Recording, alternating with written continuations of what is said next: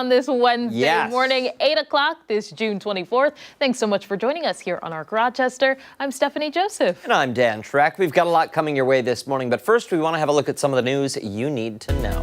Our Christian Garzone is live in the newsroom with some of today's top headlines. Hey, Christian, what do you have? Good morning. We begin with primary day in New York State. Voters made their decisions in a number of key races. More than 27,000 people headed to the polls in Monroe County. Some key races included New York's 25th congressional district, where incumbent Joe Morelli faced two challengers.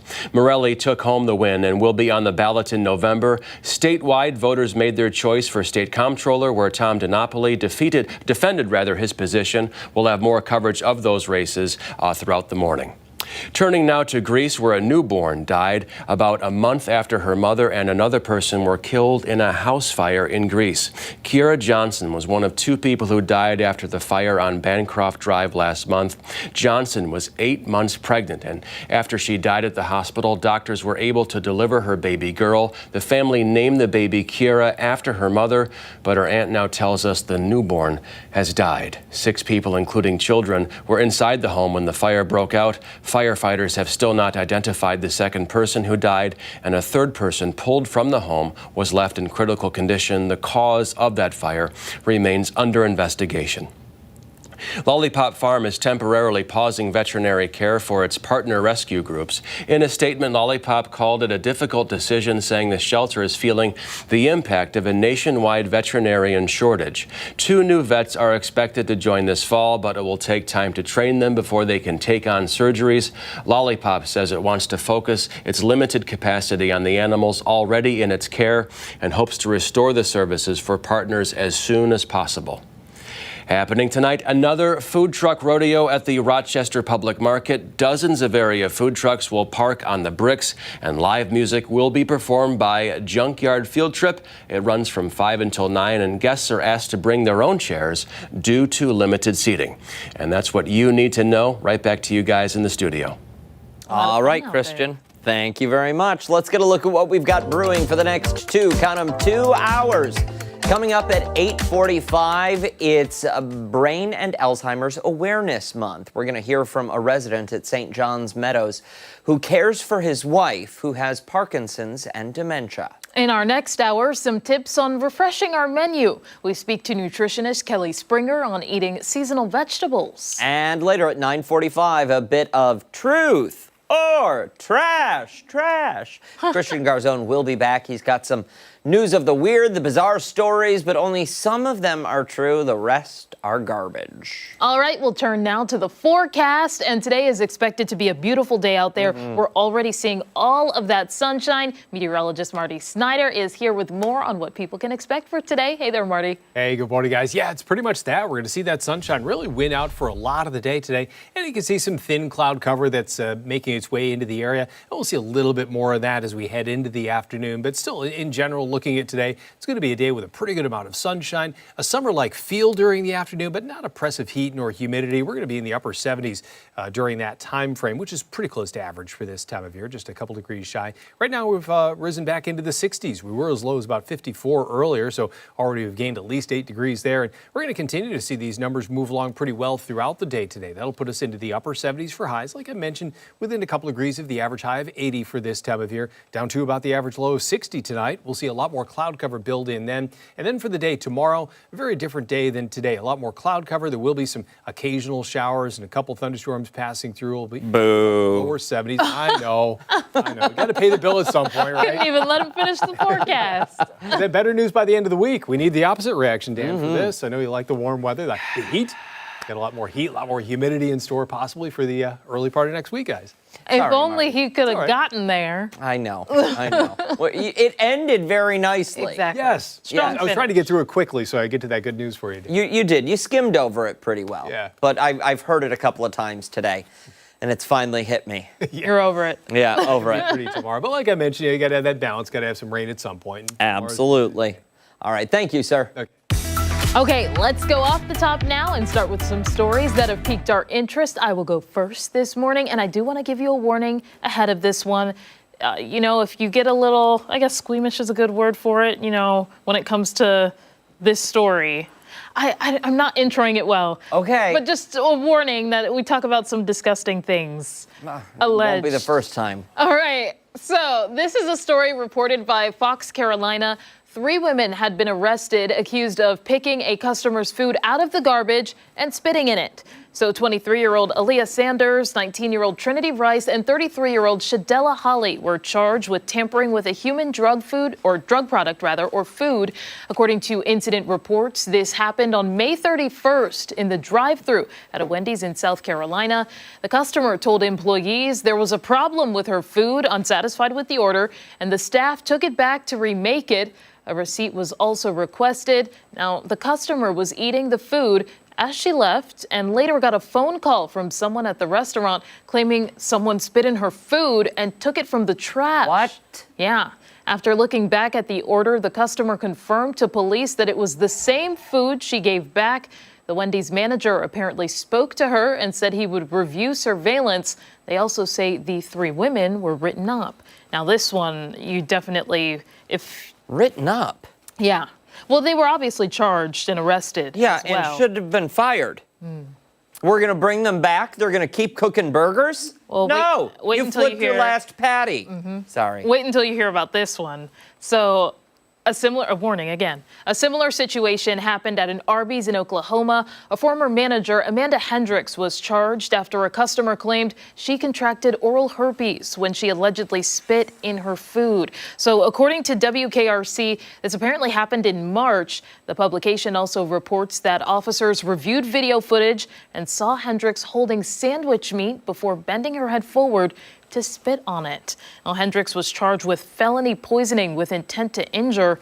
All of these people, again, are innocent until proven guilty, but these alleged incidents, they're a reminder about, I guess, some of the dangers associated with getting fast food. Listen, I get you're innocent until proven guilty, but I'm sorry, when there's video of the incident and we see a hawk and a loogie into someone's double meat roast beef sandwich. I've never been to Arby's. No. Yeah. Yeah, it was tough because actually producer Hannah had alerted me to the second story, the Arby's component of this, and I was shocked. It is literally everywhere. You can look it up. A bunch of different stations across the country have been talking about this.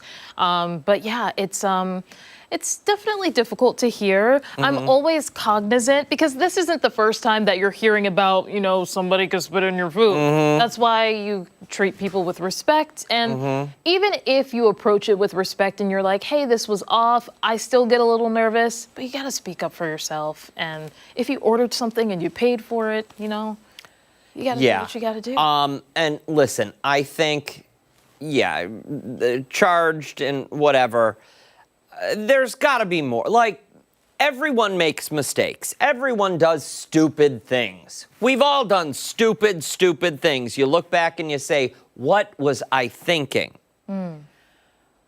Not everyone takes it to this kind of extreme. Yeah. And I think there needs to be extreme repercussion for actions like this. This is not a slap on the hand, you get a citation. No. There needs to be repercussions for this. Yeah. I mean, usually in cases like this, I feel like nothing usually happens. So to kind of hear that arrests had been made or charges have been filed, it was interesting to me. I didn't know. I would make them a nice pie. Did you ever see The Help? Yes, I did. Great movie. That was a moment. It was a moment. If you don't know what I'm talking about, I suggest you watch the movie. You can look up the clip. Yeah, just look up the clip. Yeah. Google Pie, the movie, The Help. And you'll see exactly what I'm talking about. That is exactly what all of these people should be served. That's justice. That's justice. Yeah. Okay, mine has nothing to do with food. Started off on an angry note. Sorry. No, it was a gross note. It's a disappointed that this is society. Yeah, You I know? couldn't believe stuff like this is still going on today. Stuff like this, and it's not just one incident of it recently. You've got at least 2 that we came up with in a quick Google search. Yeah. Wild. All right, from my off the top this morning, I want you to think about the last time you walked into a big open space with no particular destination. I'm a planner, so Think about it. Think about it. It's a hard question, but it's also not a hard question because, according to a new study published in Nature Communications and reported by Smithsonian Magazine, you almost certainly went in and went left, counterclockwise, without even realizing it. And here's the funny part. Scientists, well, they don't know why. Researchers in Spain and Japan spent years studying pedestrian movement across hundreds of participants. We're talking different ages, cultures, and countries. And in 32 out of 33 experimental trials, people drifted counterclockwise. Left-handed, right-handed, didn't matter. Japan, where people typically walk on the left side of the road, same result. They even patched one eye on some participants to see if vision was the cause of this. Nope. Still counterclockwise. Then they said, okay, we're going to test 5-year-olds during free play at a nursery school. Kids who've absorbed virtually no social conventions about how to walk in public or do anything in public, they showed the strongest counterclockwise bias of anyone in the study. They naturally formed what researchers called a vortex. And honestly, it just sounds like recess. yeah. But scientists, they've ruled out culture, social norms, and foot dominance. Their best current theory is that there is some kind of biochemical asymmetry built into the human body. What exactly? Well, they don't know yet. And maybe the best part of this entire discovery was not on purpose. It was all accidental. These researchers were originally studying social distancing during the pandemic. They were reviewing drone footage, and one of them noticed, wait, why is everyone going the same way? As for where else this shows up, it's been documented in circle pits at heavy metal concerts. Okay. People go to the left. The researchers say this could one day change how we design airports, stadiums, and emergency evacuation routes. How do you like that? That's really interesting. Because I'm not counterclockwise would be like left, right? Yes. Or no. That's clockwise. Yeah, that's clockwise. So that's So counterclockwise. so it's going to the right. No, you're walking to the left. Interesting. Because I would think that that's because I would think that that would connect to your hand dominance. So like I would probably veer to the right, but I guess apparently I veer to the left. I haven't noticed. I am also indecisive, so I'm just walking in a circle. I don't know. Just doing figure eights around around the newsroom. I thought it was really strange. Yeah. There's got to be some greater force at work. The G-force. The G-force. Magnets. side. I don't know. Yeah. Something, right? Why are we all going left? I feel like we gotta go out into the field, do this science experiment, see for ourselves. Mark, are you busy over there?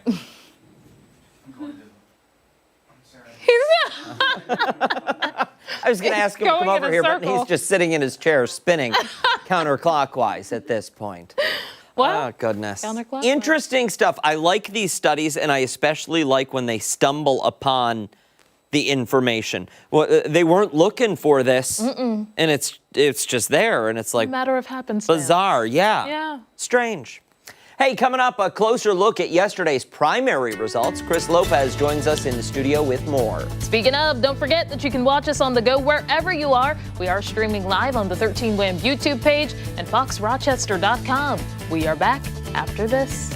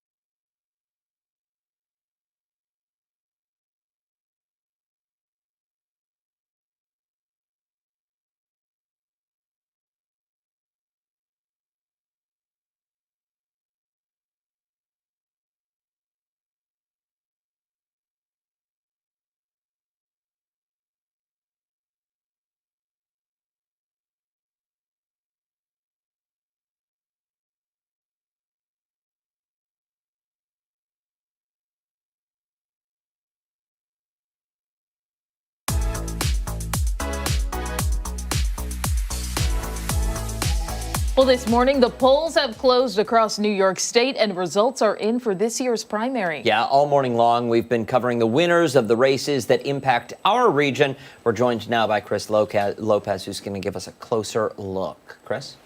Hey, good morning, guys. Yeah, let's start off with the 25th Congressional District. Now, incumbent Joe Morelli held off two challengers to win the Democratic nomination. Morelli got about 2/3 of the votes for the seat he's held since 2018. Now, the other two candidates, Robin Wilt and Sharita Trawick, receiving around 30% and 5% of the vote.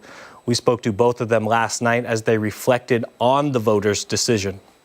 I hope that people will continue to hold our current leadership to account. It's unfortunate that we have big money influences in politics. Obviously, we were outspent like 50-1 in this race, and the majority of that money came from an AI super PAC. So the final message is thank you. I appreciate every person that opened up their home to me. Every grandma, nanny, papa that fed my daughter, my 5-year-old, as we were knocking on doors. In his victory speech, Morelli said he wants to keep expanding health care and affordable housing while pushing back on federal policy, calling President Trump the most corrupt president in American history. Morelli also urged Democrats to unite this fall so the party can retake the House. This is a time for Democrats to come together. I would urge people who supported me and who didn't. The stakes are too high. The need is too great. We have to deliver a House Democratic majority and a Senate Democratic majority this fall to save America. Morelli now faces Republican Virginia McIntyre, a 2-year member of the Monroe County Legislature, in the general election on November 3rd. Now, it wasn't just New York's 25th on the ballot. Voters also picked the Democrat who will challenge for the state's 24th congressional district.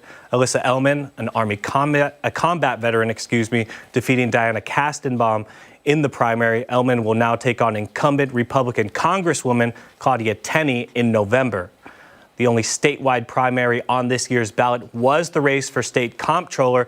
Incumbent Tom DiNapoli fending off his first primary challenge in nearly 2 decades, defeating Raj Goyal and Drew Warshaw. We have the full election results on 13wham.com. The general election is November 3rd. And a reminder, you can always check the latest news and watch live when you download the 13wham news app. It's free for Apple and Android devices.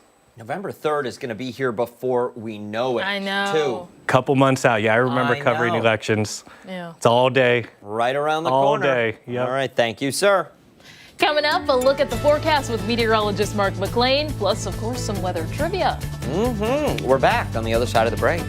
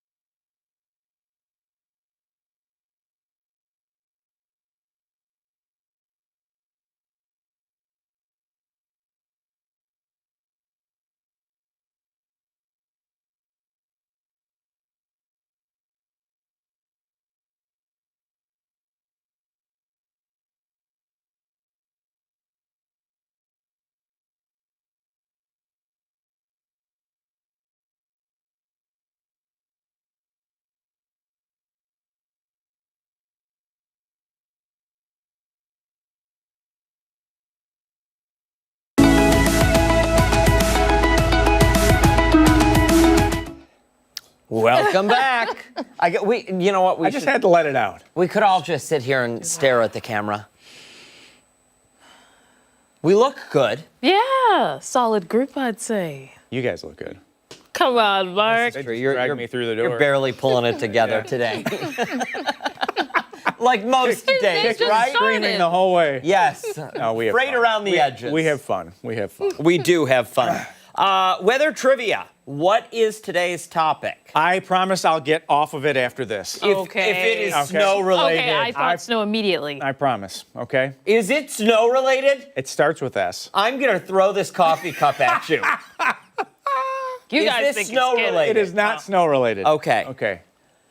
It's rain. I'm kidding. I It's don't. sun. It's about the sun. Okay. I'm all about it. You're Go all for about it. Okay, let's go. You can do this for the rest of time. But we For the did rest of we time. covered this yesterday, but I didn't get all the way through this. Rochester had its highest solar angle for the year on Sunday. How many days each year is the sun angle higher than 70 degrees high in the sky for Rochester? So, 70 is a pretty high bar for Rochester. Is it 5 days, 10 days, 15 days, or 20 days? Let me ask a question on background. Sure. Why is it higher at the highest point? So it's in relation to the tilt of the Earth and where we are in the position of the orbit around the sun. So we're tilted 23.5 degrees on our axis, which means that we can tilt towards the sun at one point, 23.5 degrees, so the northern hemisphere tilted as much as it possibly could towards the sun. Sure. Or on the backside of that orbit as it comes back around, now we're tilted 23.5 degrees Away. So the southern hemisphere is now getting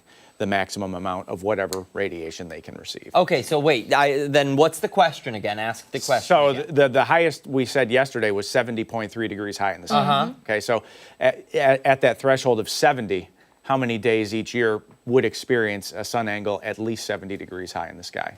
Oh, 70 okay. 70.3 is as good as it gets. Got it. So- Okay. So with that high bar, it doesn't last long, but if you love the sun, you love the month of June, because the month of June is the month that we get the most solar radiation in the northern hemisphere. And listen, anybody who knows me knows I love radiation. You're radioactive. I am. There's the sun. Hey. Look at that. Okay, take a deep breath before I put this on the air. Ready? Here it comes.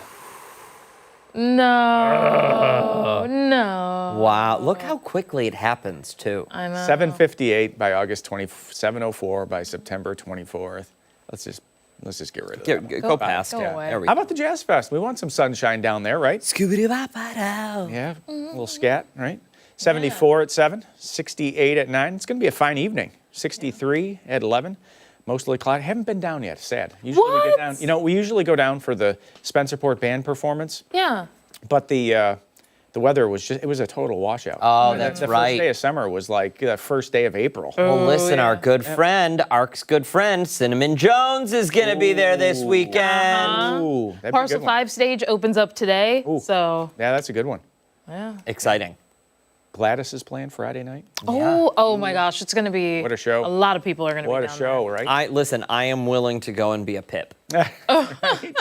Right?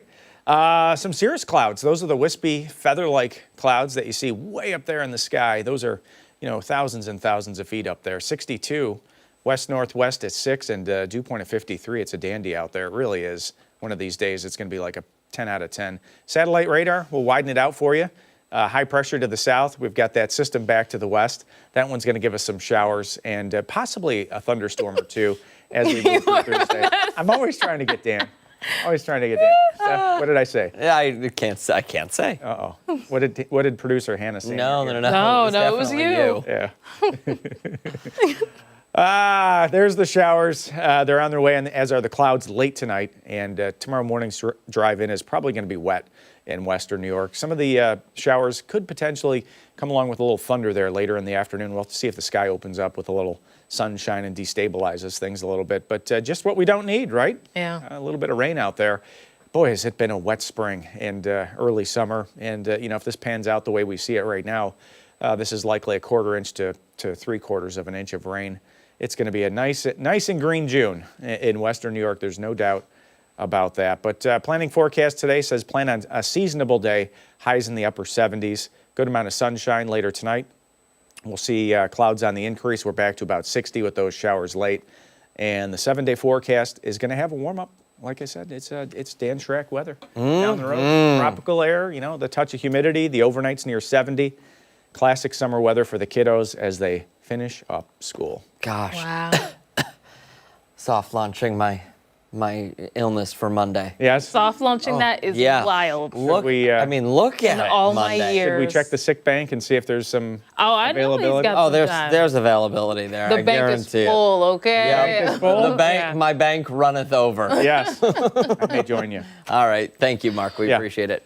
Hey, don't go anywhere. We still have so much more to get to here on ARC Rochester. We're back right after this.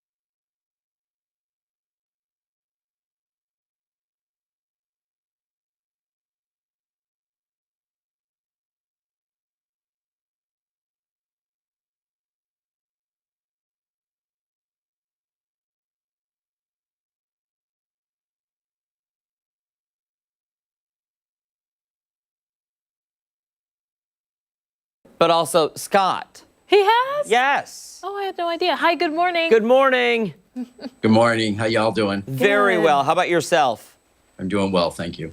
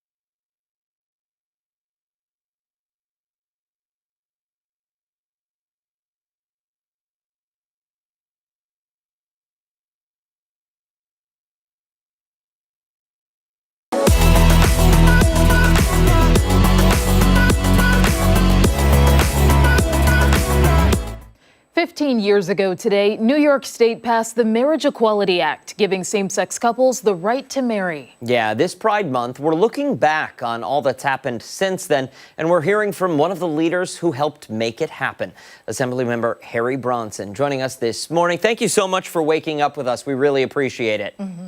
Good morning, and thank you so much for having me on. Absolutely. So I want you to, if you wouldn't mind, take us back 15 years. But as we are all well aware, the fight for this goes back decades. Yeah, it truly does go back decades. I think I first started doing presentations about this issue in the late 1990s and into the beginning 2000s. And then ultimately in 2011, after the Assembly passed the bill many times, the Senate ultimately passed it. It went to Governor Cuomo, and on June 24th, 15 years ago, we passed it into law. And it's transformational for the LGBTQ plus community. It is a piece of legislation that literally changed lives. It helped committed partners to publicly declare their commitment, and they're going to stand with each other no matter what, and that they're going to support each other, and that they're going to build a family together. And being able to authentically build a family was very important for my community.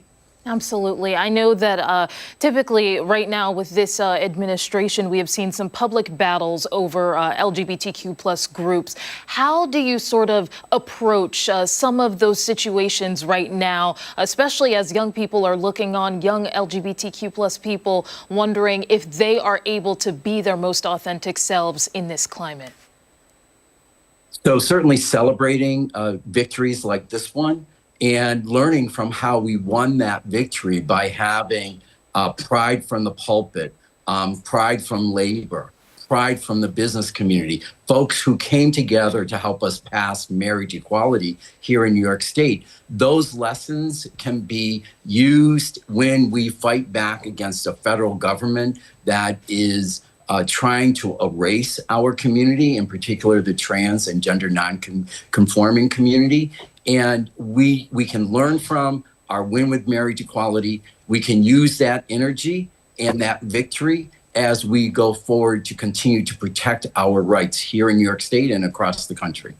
You know, I want to go back to something you mentioned just a moment ago. You said that how many lives this has changed, and I'm thinking to myself, it has changed so many lives, but I can't begin to think of how many lives it's actually saved, because that number, I'm sure, is immeasurable. It is indeed. You know, with marriage, the legal recognition of marriage comes a lot of rights. Rights to make healthcare decisions for your partner, rights to estate inheritance, rights to be able to make all kinds of decisions in that family unit.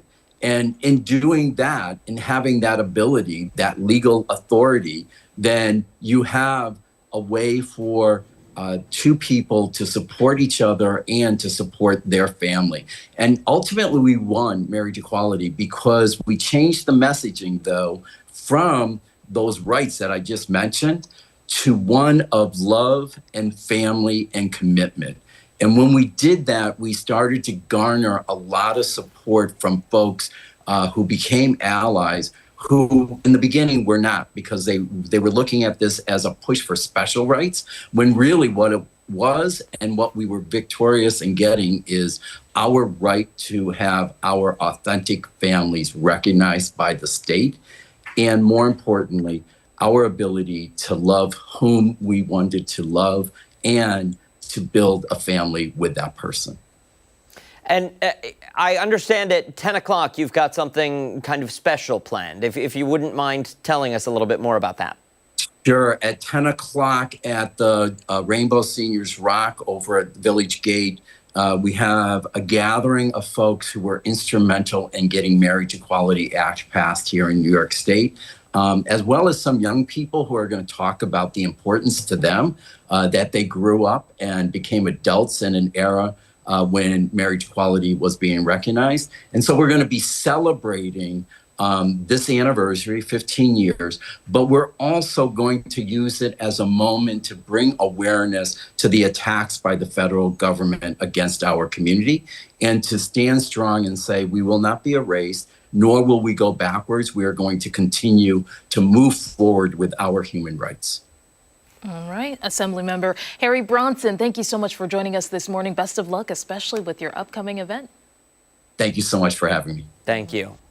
Hey, coming up, primary day is over, and we now know who will be on the ballot this November. Chris Lopez will bring us election results coming your way next. And hey, you can follow it as well. You can watch us on the go wherever you are. We're streaming live on the 13 WHAM YouTube page and foxrochester.com. See you on the other side of the break.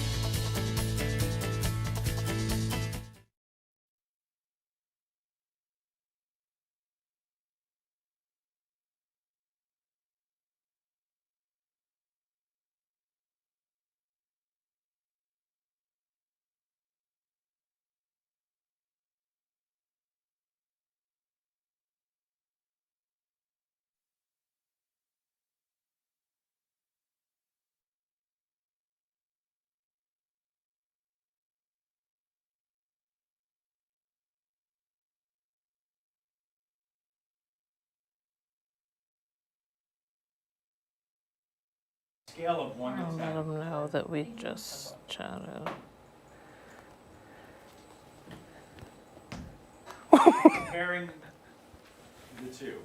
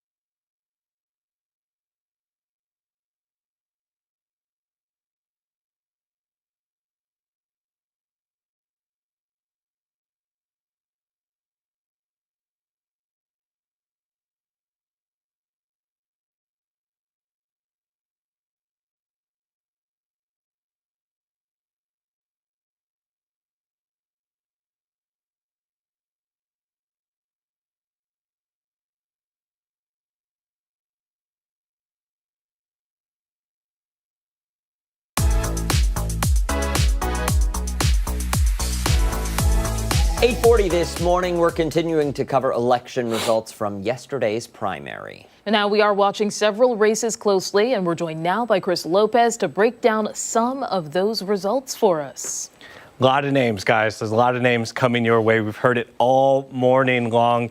The biggest races impacting our region was the 25th Congressional District. Incumbent Joe Morelli held off 2 challengers to win the Democratic nomination. Morelli got about 2/3 of the votes for the seat he's held since 2018. The other 2 candidates, Robin Wilt and Sharita Trawick, Wilt receiving around 30% of the vote and Trawick just 6%. In his victory speech, Morelli said he wants to keep expanding health care and affordable housing while pushing back on federal policy. Morelli also urged Democrats to unite this fall so the party can retake the House. We're always looking for common ground. I think the most important thing to America is that their government functions and that the services they expect and the type of fairness that this government should bring to is tantamount, most important to them. But I'm never going to back down from someone who I think is willfully taking advantage of his office, enriching himself and hurting the public and hurting this country. Morelli now faces Republican Virginia McIntyre, a 2-year member of the Monroe County Legislature, in the general election on November 3rd. And we're also hearing from Morelli's challengers, Robin Wilt, the former member of Brighton Town Council, and Sharita Trawick, a former member of the Greece School Board, both reflecting after they fell short at the polls. I hope that people will continue to hold our current leadership to account. It's unfortunate that, we have big money influences in politics. Obviously, we were outspent like 50 to 1 in this race. And the majority of that money came from an AI super PAC. So the final message is thank you. I appreciate every person that opened up their home to me. Every grandma, nanny, papa that fed my daughter, my 5-year-old, as we were knocking on doors. We had our eye on a few other races last night that will have local impact. In the Democratic primary for the 54th State Senate District, Michael Mills is leading Scott Comegys with nearly all the vote counted. The district covers Ontario, Wayne, Livingston, and parts of Monroe County.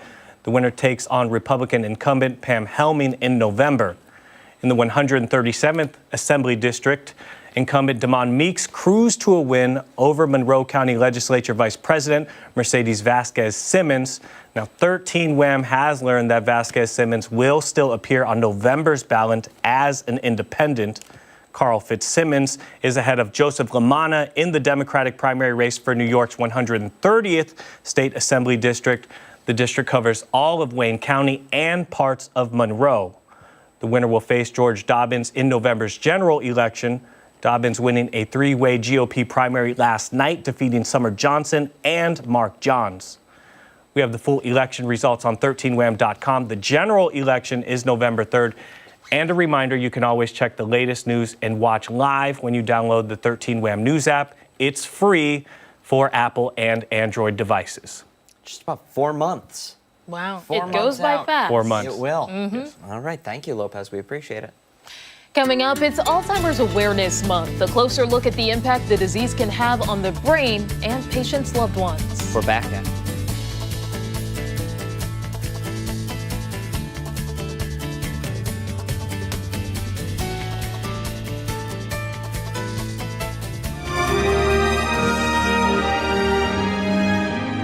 Amazing America 250, America Remembers, is sponsored by Prevagen. It's a piece of history that doesn't get a lot of attention, but 78 years ago this week, one of the first major showdowns of the Cold War began when the Soviet Union cut off an entire city, daring America and its allies to respond. Help from above. These images capture a sign of hope for people in Berlin gathering at fences to watch American and British planes land, carrying coal for heat, food, medicine. Many thought this could not work on this scale. America disagreed. It all started June 24th, 1948.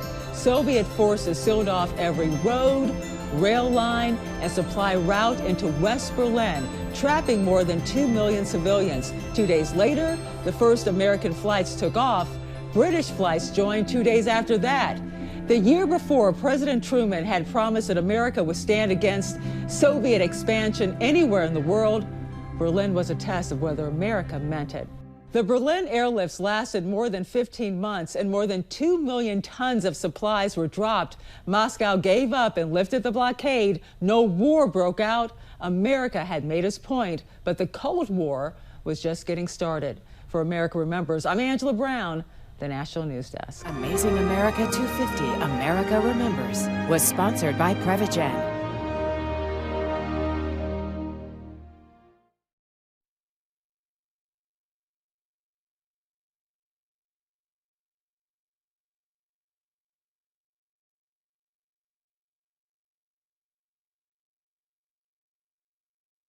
And executive.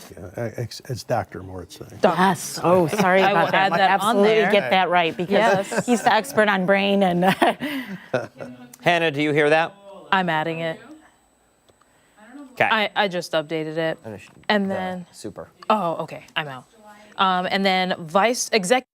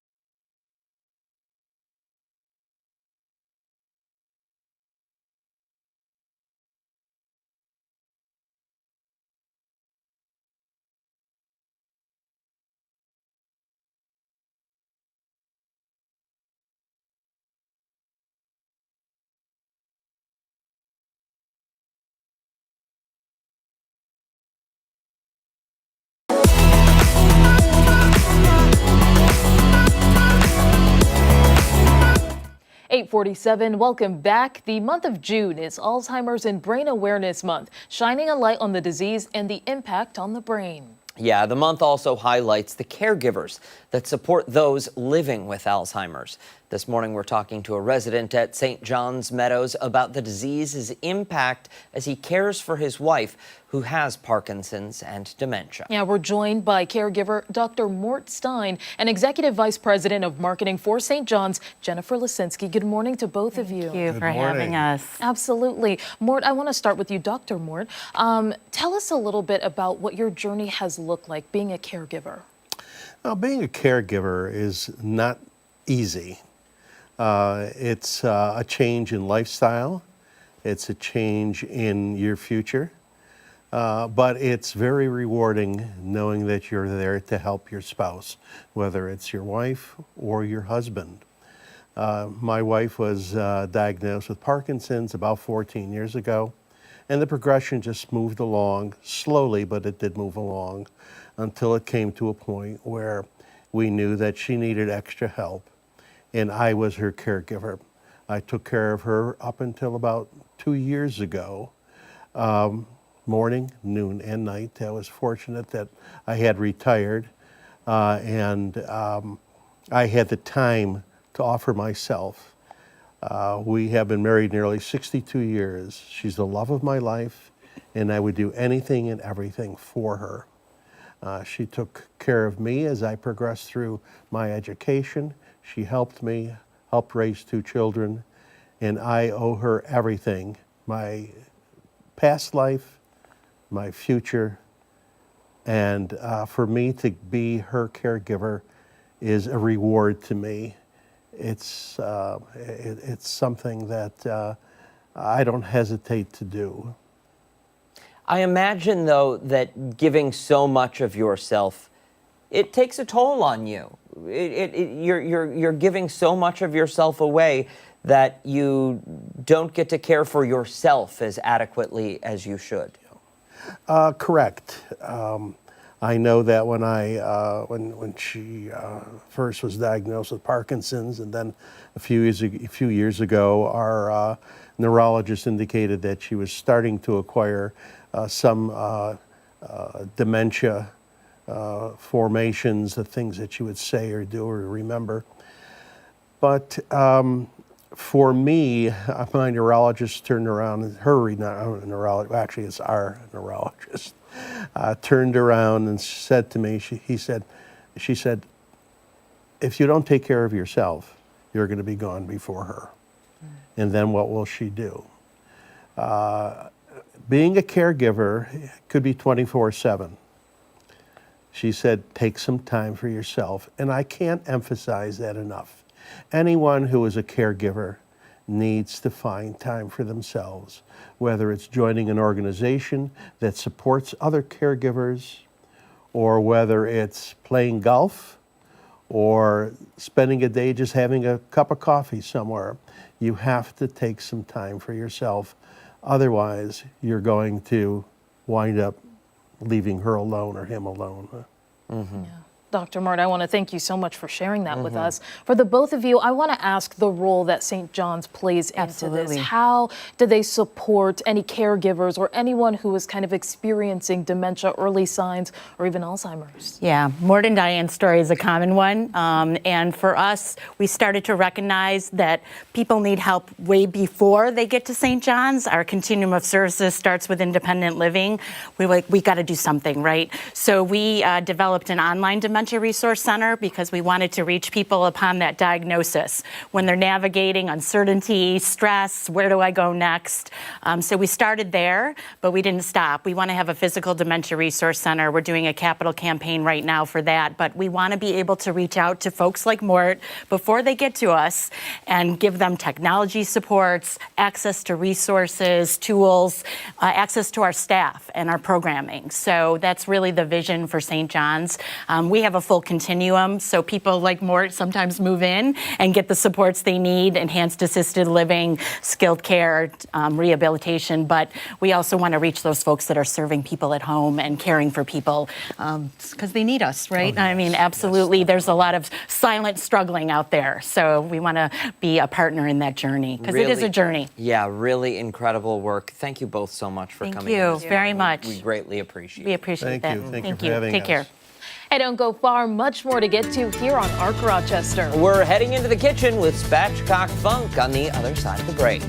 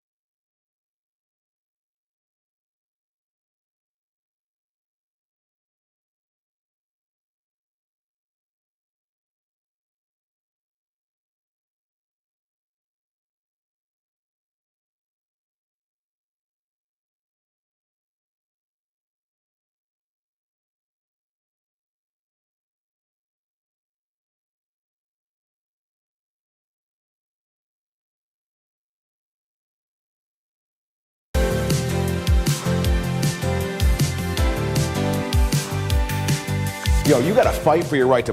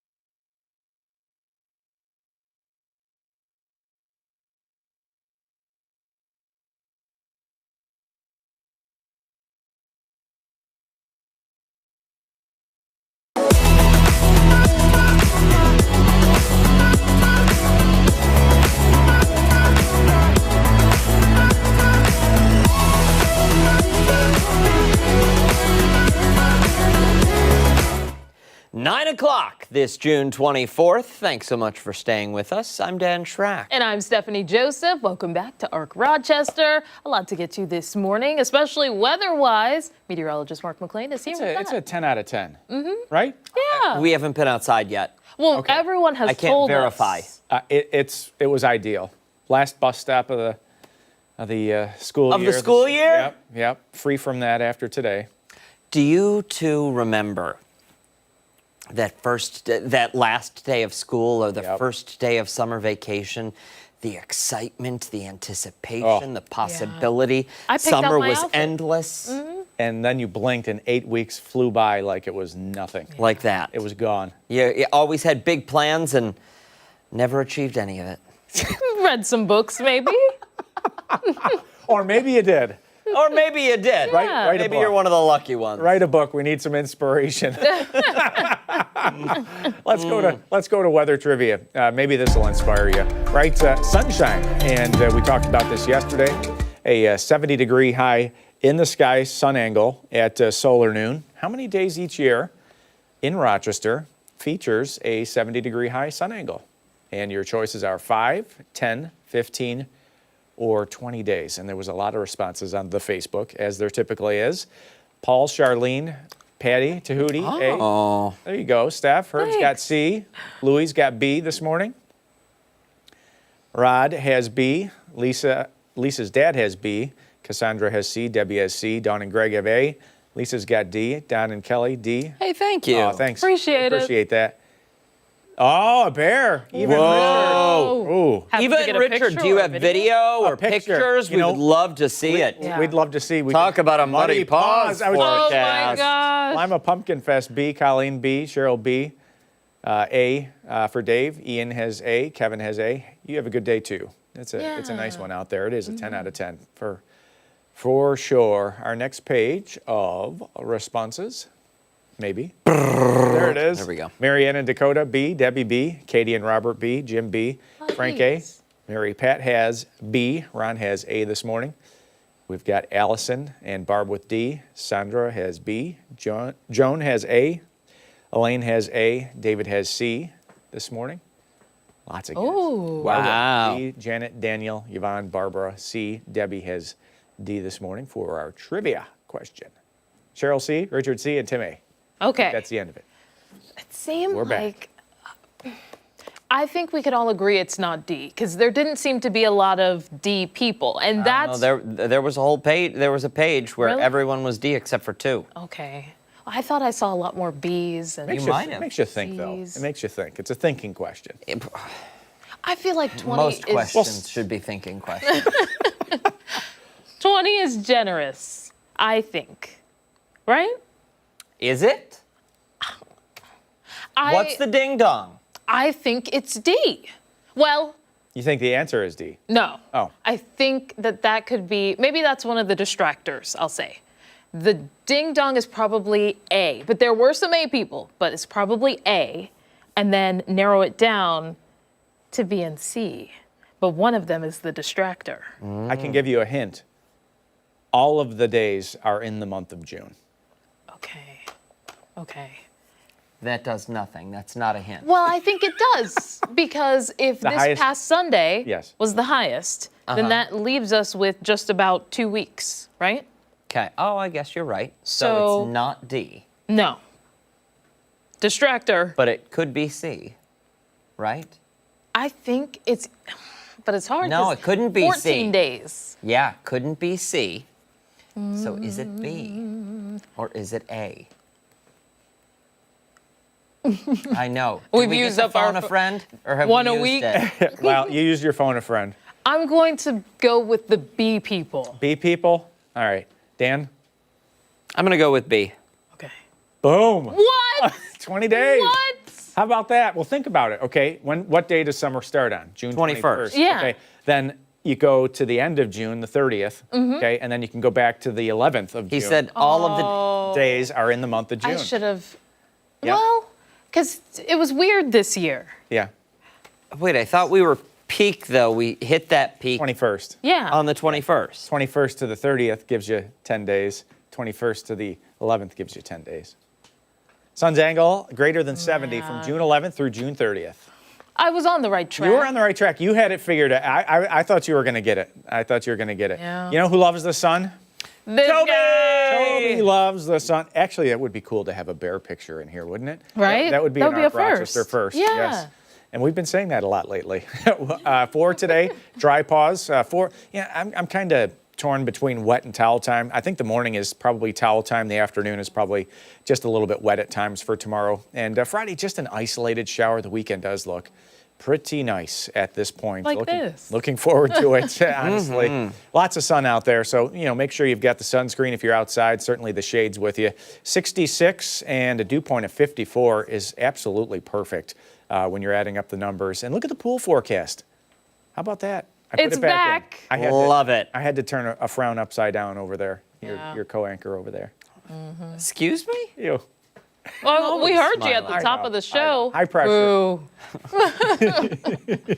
High pressure, keeping things nice and quiet. There's the next system back to the west, and those clouds will increase later tonight with that shower threat increasing for Thursday. This could end up being a steady light to moderate rain at times for the morning, and by the afternoon it does become a little bit more isolated to scattered in nature. So something to watch. We don't think that there's a real threat for severe weather tomorrow, but we never say never in weather. It's just something after working in it for 26 years. It's a word that you try to scour out of your vocabulary. But if there is a chance for a raucous storm, it's probably down into Pennsylvania and eastern Ohio for tomorrow. We'll keep you posted. One place where that rain helps us out is on the pollen count, and it is now officially the lowest for the season. So feeling better. Steph is loving that. Grass is low. What will happen, though, over the coming weeks, that weed count, as you know, we get towards the end of the season, that weed count starts to spike up with the ragweed and all the others. But upper 70s for today, that's closer to our normal high of 80 degrees. Tonight, we'll drop back to around 60 with increasing clouds, those showers coming in late tonight. And the 7-day forecast for you, it's upper 70s for Friday with that isolated shower threat. Great end for the Jazz Fest this weekend, Saturday, Sunday, temps in the 80s. A little bit more of a tropical feel to the weather next week. So anytime we get that Florida air, it's like watching the popcorn maker when in the afternoon. Gets warm outside, you've got the humidity. That usually leads to storms. Every storm needs two things, heat and humidity. Okay. Like watching the popcorn. Little kernels go pop, just like the clouds in the afternoon on those Florida afternoons. Okay. They just pop up. Got it. They're gone. It's Got I think it was a good comparison. I'll tell you. Yesterday, I was on 96. Yep. Heading east. And the clouds over the hills and that sun. Wait, was it rainy yesterday? Puffy Q. In the morning it was. Yes, it but was in the very afternoon. cloudy, yeah. Yes, afternoon though. The cotton candy clouds. Yeah. Just gorgeous. Your imagination. Yeah, well. All of a sudden it turns into your Subaru when you're driving the cloud, or a rhinoceros, No, or your co-anchor. That doesn't happen to me. Oh, it doesn't? No. Your mind doesn't work like that? Mine does. Shapes. It's like, that Geometric looks patterns. No. I don't notice that unless someone says, hey, that cloud looks like Abraham Lincoln. There you go. You're not the first to spot it, but the second to see it. Yes, that's exactly it. That's exactly it. And then the next person looks over and says, I don't know what you're talking It about. looks like a cloud. Yeah, It looks like you're a crazy person. All right, McLean, thank you. Yep. Hey, coming up, looking for a way to refresh your summer menu? Well, look at the garden. We're getting some tips on how to eat by the season. And don't forget, you can take us on the go wherever you are. Arc Rochester is streaming live right now on the 13 Wham YouTube channel and foxrochester.com. Stick around. We're back on the other side of the break.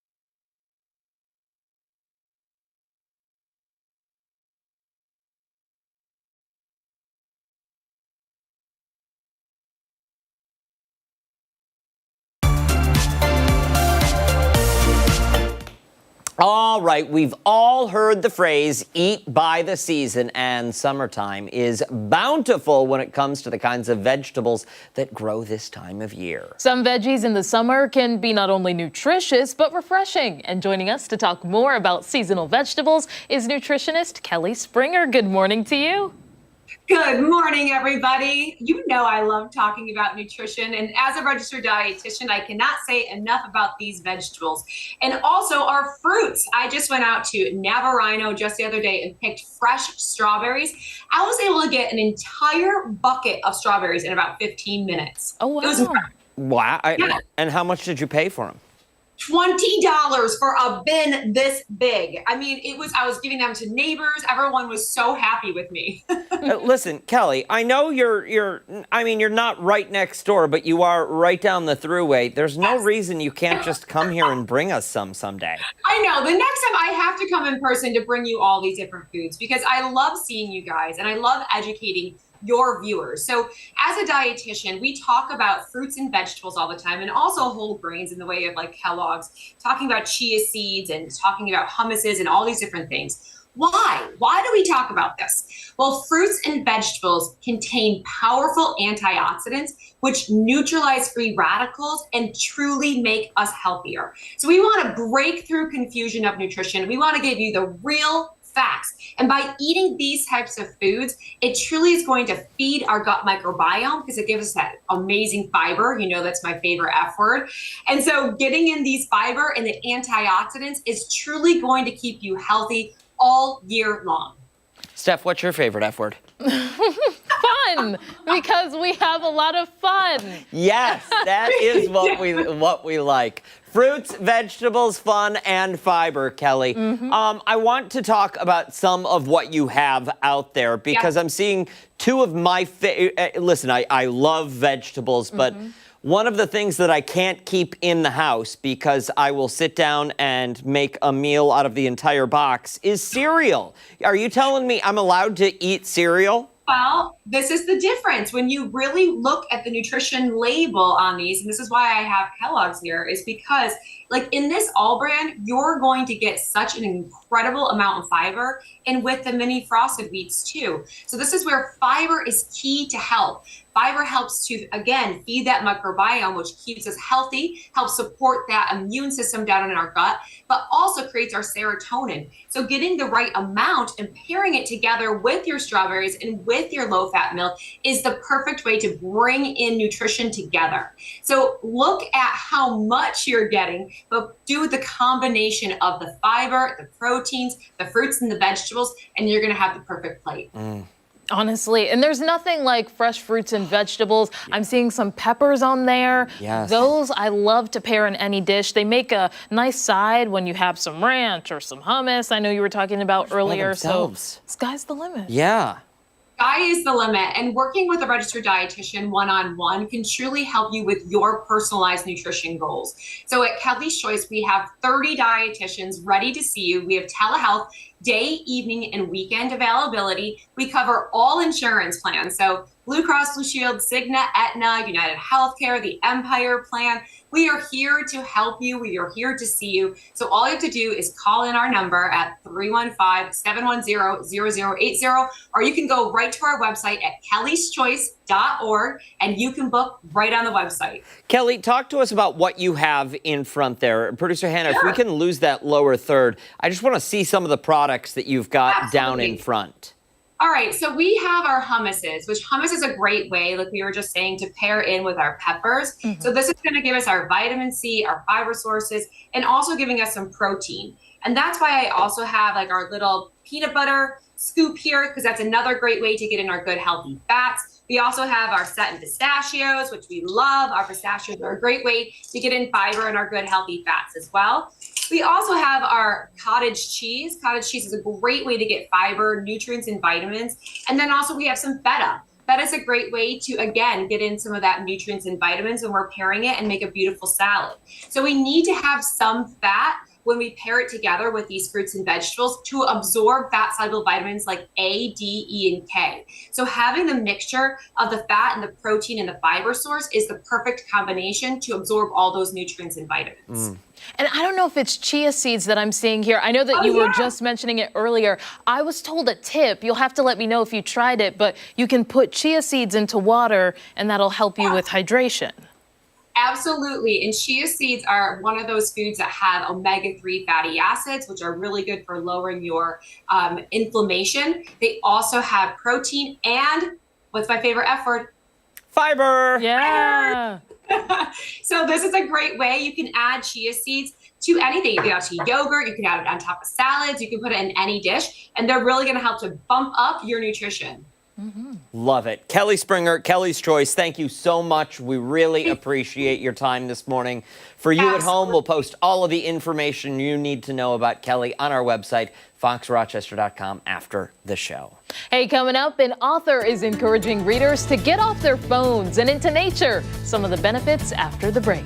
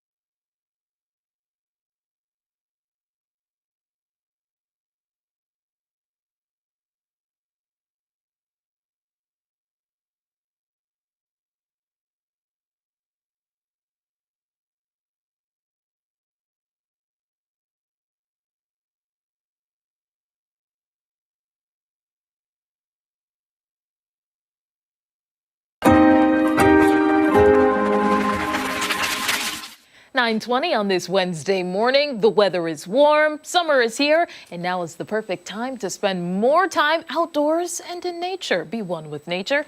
One author is encouraging readers to do just that for more than just the fun of it. Yeah, in her book, Dear Dear, Dr. Dale Atkins dives deep into the importance of being in nature and turning off those screens. She's joining us this morning to talk more about that. Thank you so much for waking up with us. We appreciate it.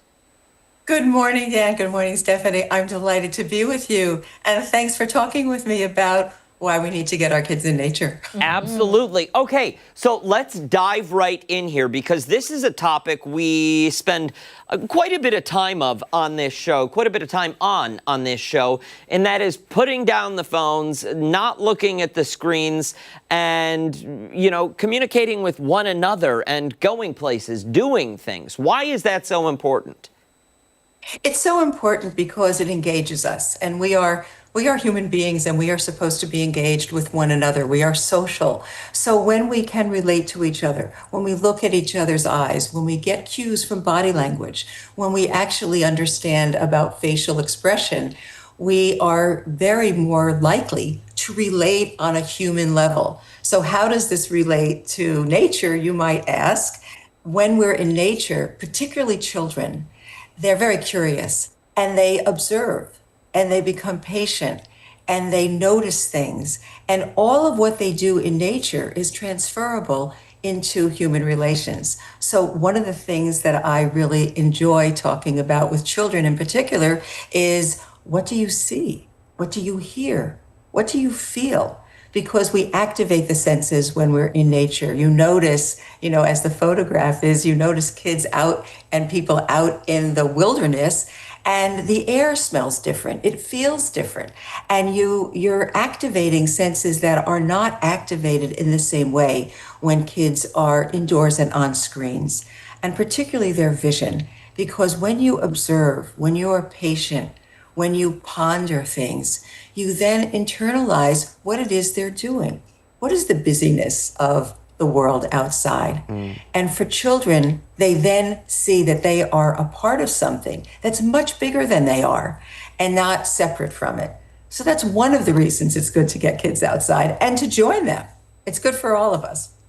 And we're taking a look here at the cover we just did, and it's beautiful illustrations. Tell us about how this book approaches, going out in nature, telling kids to be curious out there. Stephanie, it's just an invitation. And I wrote it as kind of a love letter to a deer. So I asked, dear deer, what do you hear? Dear deer, what do you see? Dear dear, have you ever been stung by a bee? To try and get children to relate to the animals and the insects and the birds as other living beings. So they're curious about them, and they want to know, and they want to watch, gee, why is that bird flying next to that bird, and why not that bird? And how are they building their nest? And even kids who are in the city can notice the way the clouds fly away.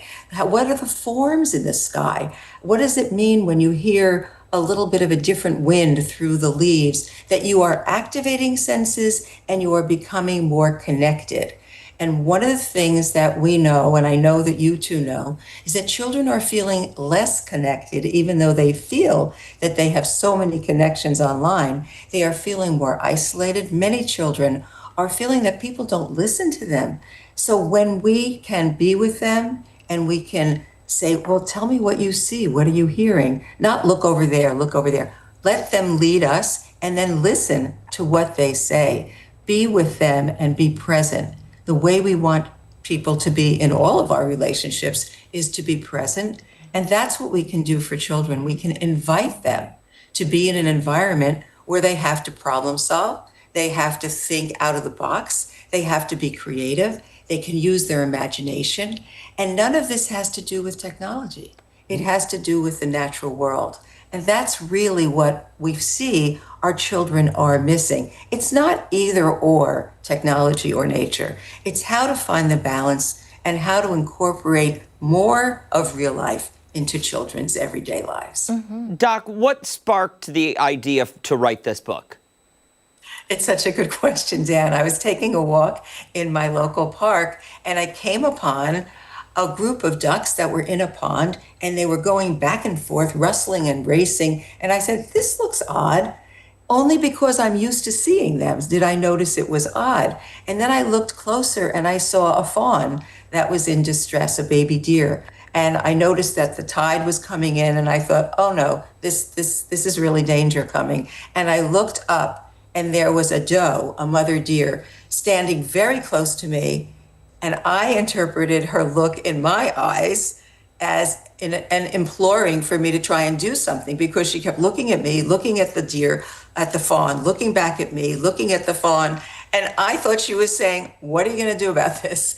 And so a story evolved, because a story actually happened. It took a few hours, but I was able to help get that deer out of danger. And then it occurred to me that this would be an amazing story for children. So instead of me as the main character, I put two little children. There are no adults in this book. So the children are really exploring. The children are learning from each other. And the children are the ones who are doing the discovery and who are helping the fawn. Love that. Well, thank you so much for your time and for sharing this story with us. I'm sure a lot of parents would love to get this for their kids. What's one way that they can buy it? Well, you can buy it online. You can look in your local bookstore, and if they don't have it, they can order it. It's on all of the online sellers like Amazon and Books A Million and Barnes & Noble. Or you could go to my website where you can get a direct line to the publisher. And the website is www.drdaleatkins.com. And I invite everyone of all ages to read the book because it really will give us all much more of an appreciation for how we are part of this natural world and what it does for us. It's the best place to restore and relax and to reset our nervous system. And that's what all of us need, but particularly our children. Doc, thank you so much for your time this morning. We greatly appreciate it. And if you're at home wanting to get your hands on the book, don't worry. We will make sure to post all of the links you need on our website, foxrochester.com, after the show this Wednesday morning. And hey, coming up, how Congress is looking to crack down on air traffic safety after a series of close calls. We're back right after this.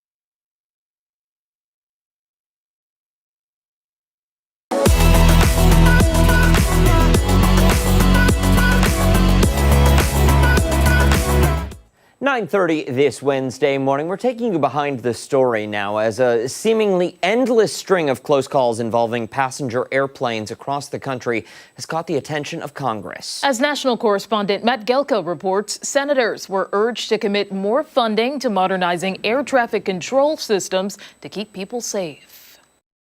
Delta 2361 going Rochester, America. America 3161, where you going? You cleared us for takeoff, 3161. The air traffic audio from Boston's Logan Airport over the weekend documents the moments two passenger jets came within an estimated 300 feet of each other.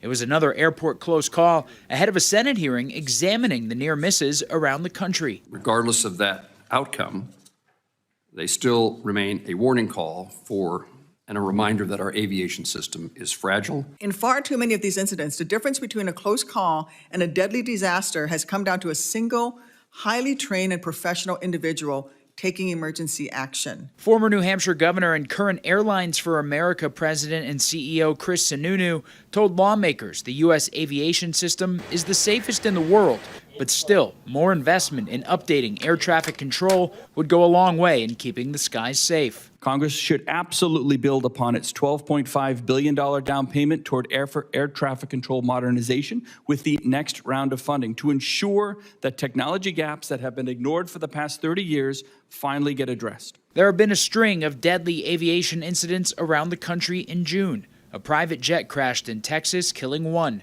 8 people died in a military test flight of a B-52 in California, and 12 people were killed in Missouri when a skydiving plane went down.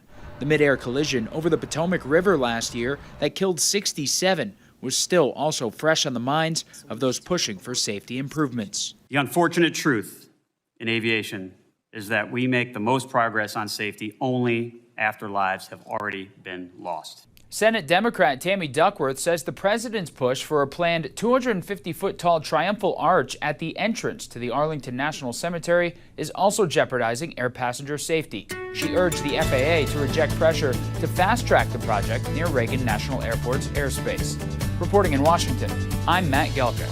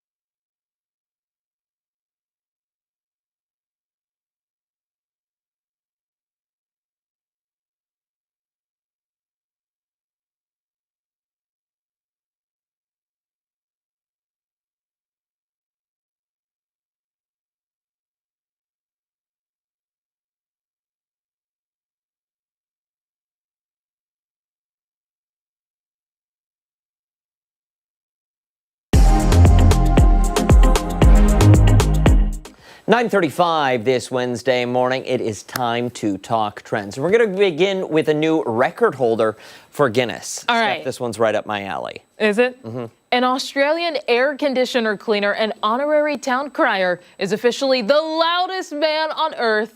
Just take a listen.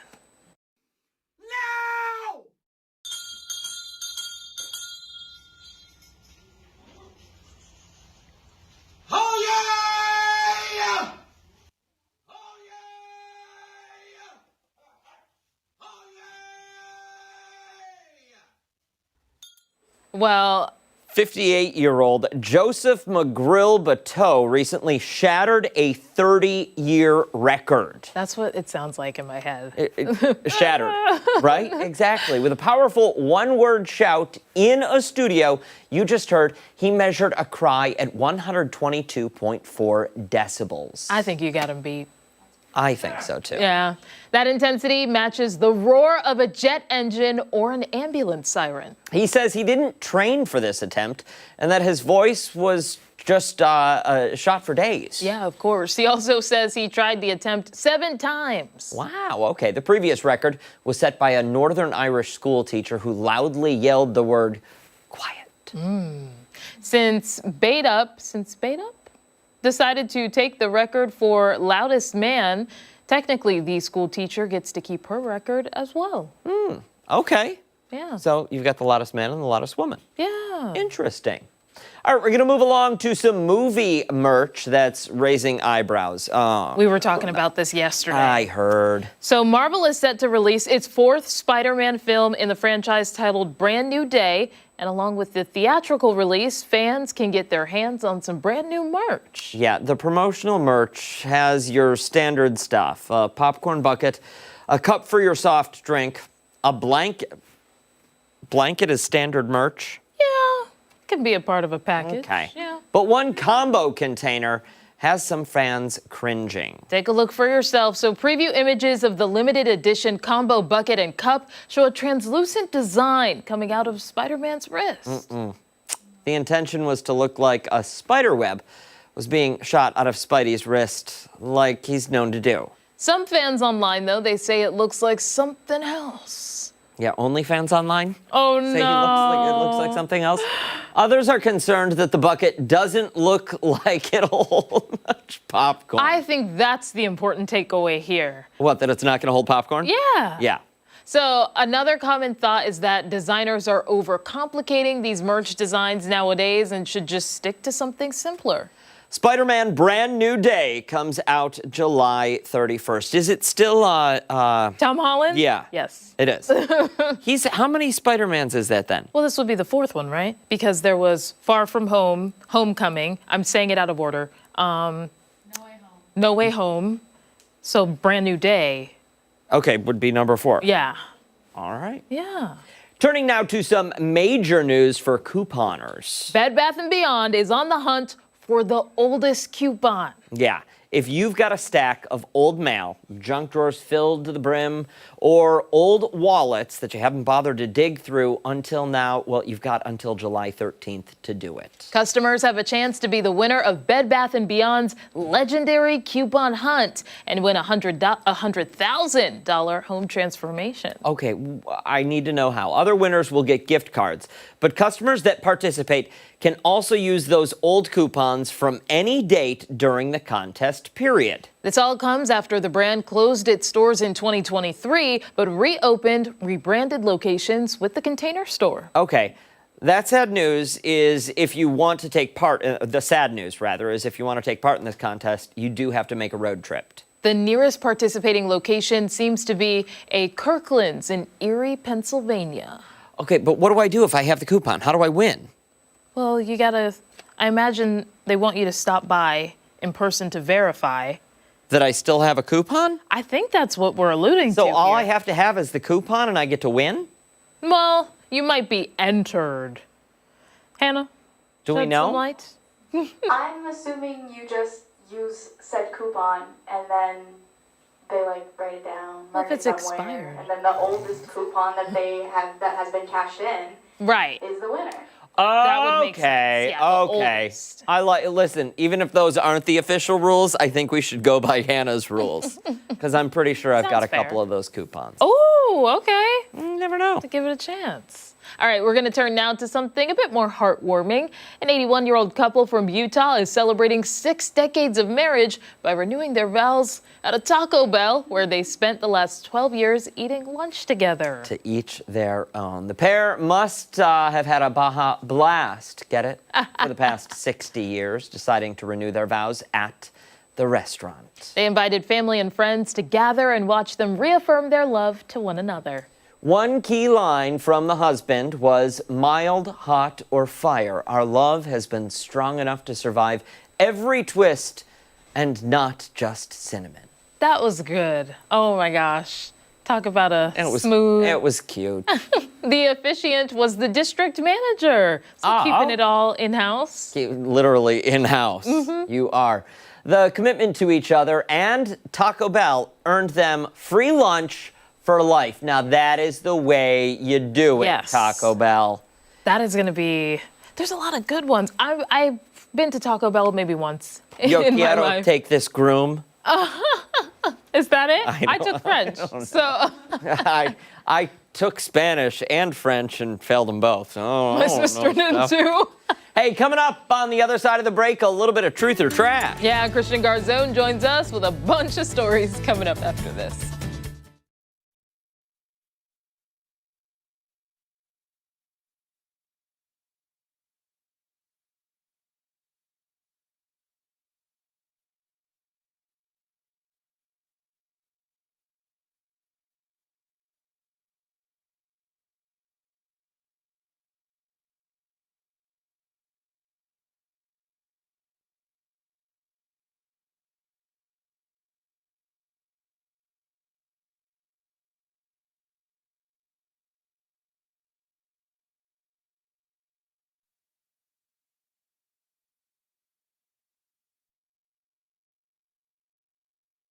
We had the same situation. It was like down to the wire. Down to the wire. He's got that toupee. He's got to brush up, like we said, in between every break. He's got to get that centered just right.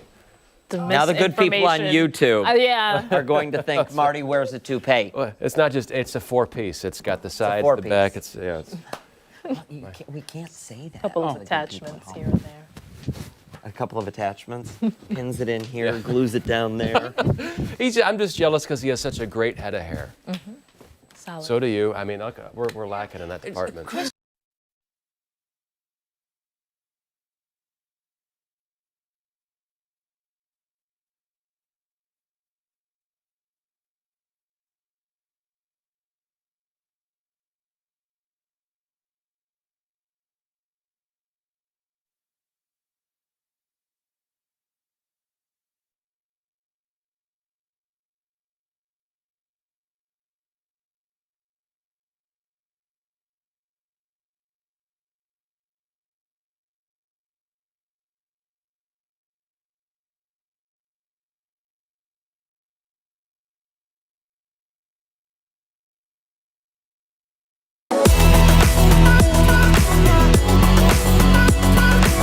You heard this song before. They're constantly in my head trying to sleep at night.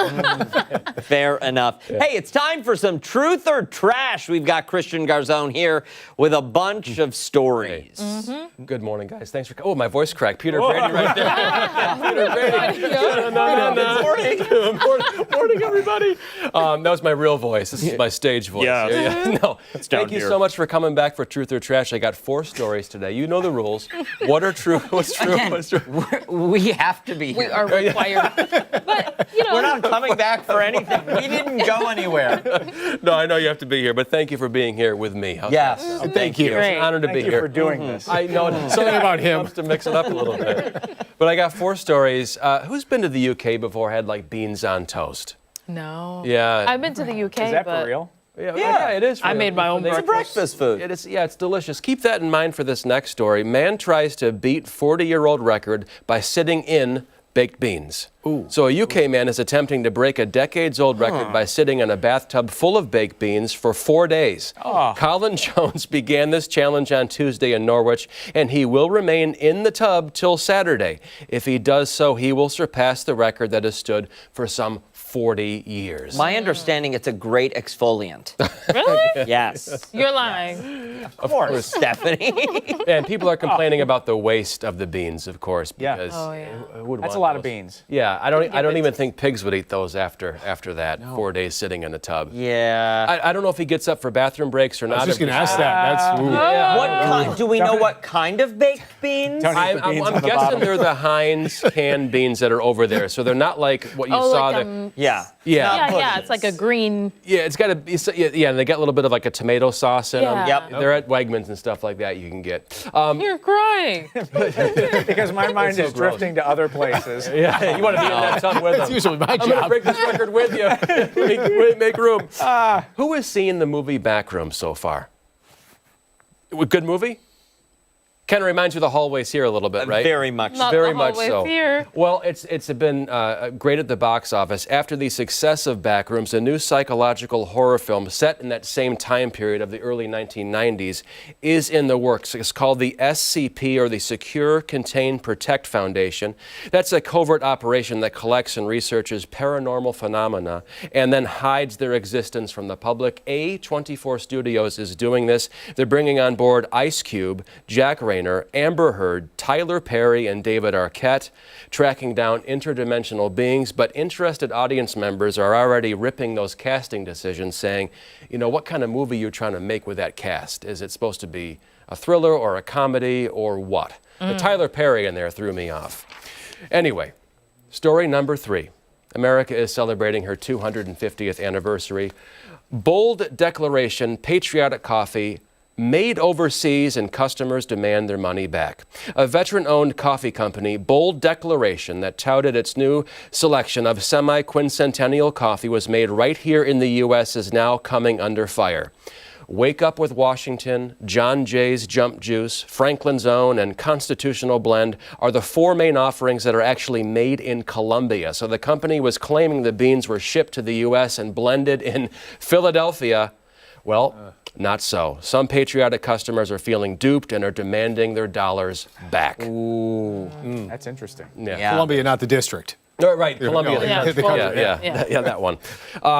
Story 4, robot beggars spotted on Chinese streets. So humanoid robot beggars have been found on the streets of China. They've been pleading with humans, saying things like, help me pay my electric bill, all while kneeling in front of people with their hands outstretched. No one is quite sure who was behind these. Who was behind these? This? I don't know what. I don't know what video that is fantastic. But no one knows where they came from or who's behind it. But they are making those appearances on Chinese. But streets. wait, whose electric bill does the robot?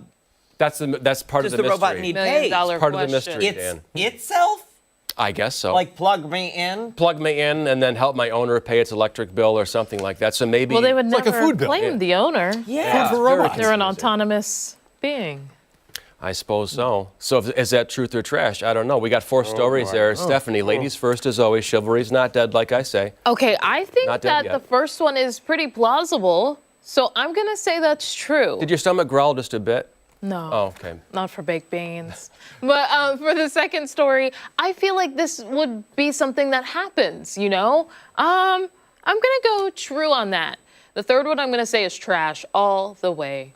The last one I'm also going to say is true. Okay. Dan. Oh, boy. Okay, I'm going to say, yeah, he's trying to break that baked bean record. Why not? 4 days. I am curious about those bathroom breaks. 4 days. Does he get bathroom breaks? And I guess he sleeps in the tub too. Oh, no. Not really sure. So he doesn't get bathroom breaks? I'm not really sure. It didn't. Well, I shouldn't say if I made it up or I read it, but let's just say I'll get back to you with a response. So that's definitely true then, because you gave it away. So he can see right through my soul. Patriotic coffee made overseas. That's interesting. I would not put that past some money-hungry people here at home, so I'll say that's true. New psychological horror movie on the way. I'm going to go with that's false because that casting does not. That's wild. Yeah. You were all over the place with. Yeah, I want to know how you came up with that list. Did you just Google random early 2000s celebrities? Listen, I don't know. I can't confirm. We got to get through these guys here. Right, Let's get out of the room. Come on, the robot Dan. beggars on the streets of China. I'm going to say. I'm going to say that one is false. Okay. All right. Oh, boy. Those without hair before those with hair. Okay. Disgustingly true for number 1. Did you growl your stomach just a little bit? Like, yum. No. He did. Yeah, I think he That wasn't his stomach. That wasn't. And neither was. And that wasn't beans either in the tub. You're disgusting. Patriotic coffee made overseas. Ouch. False. Trash. Psychological trash. Psychological trash. my autobiography. Robot beggars on streets of China. From News of the Bizarre. Yeah. I'm going to go truth. Okay. Marty. Okay. Great head of hair, by the way. Thank you. I try. It's getting cut today, so. Let's see. Man tries to be. Okay, so I say yeah for that one. Yeah, there are people doing those crazy records all the time, so that's got to be true. The coffee, I could see that being true. Because a lot of you have certain things that are made overseas but assembled in the USA. They may have been trying to pull that thing, so I can see that happening. The movie, nah, the list was way all over the place. Yeah. And for the robot beggars, I could see that happening. Yeah. Okay. It's one of those because you throw a bizarre one in there that's true every once in a while, and I think that may fit the bill. Well, let's go down the list. The baked beans, that's true. Okay. And I should say that he's doing there video? Well, yeah, there is, and he's doing it for charity, by the way. So the money goes to. Does he get bathroom breaks, or you really don't know? I don't know. It didn't say if he got bathroom breaks. He's got to, right? Yeah, I would imagine, or maybe he goes in a bag and somebody disposes of it. In a bag. Or maybe because you can't leave the tub. And then Patriot, I made this up. I mean, come on, the John Jay Jump Juice. Yeah. Come on, let's go. Listen. And then the new psychological horror movie, that was by our own Nicholas Forge. Oh, wow, Nick. I added the cast. You asked about the cast. I had to put some ridiculous. I just looked who are the worst actors of all time, and they were on the list. I just threw them in there. Yeah. Okay. And then the robot beggars on the streets of China, that's apparently true. I read the article yesterday. Yeah. It does seem like it could be weirdly true. Yeah, odd. A lot of things happen there in the Far East. All right, great. Wow, listen, I'm surprised there were no. What? You steered clear of the edges today, fringes. Beans on toast would be an arc first. Yeah, maybe I would try it. Maybe we can get our cooking guru there. We should get the apple pie Bush's baked beans. There you go. On toast. Oh, that's sourdough. A thing? Yes. Like a sourdough? Yeah. That's a thing. Pumpkin apple salad pie sandwiches. baked beans. Yeah, we did the story. Pumpkin, mayonnaise, Maybe that was the day raisins, you weren't prunes. here. Yeah, I wasn't here. Oh no. It's delicious. We've got 9 different Thanksgiving time. conversations. Just don't say baked beans after that. All right. Confusing the poor like the people at home. Thanksgiving Don't thing. go far. Having our own Our final conversation. thoughts are on the other side of the break.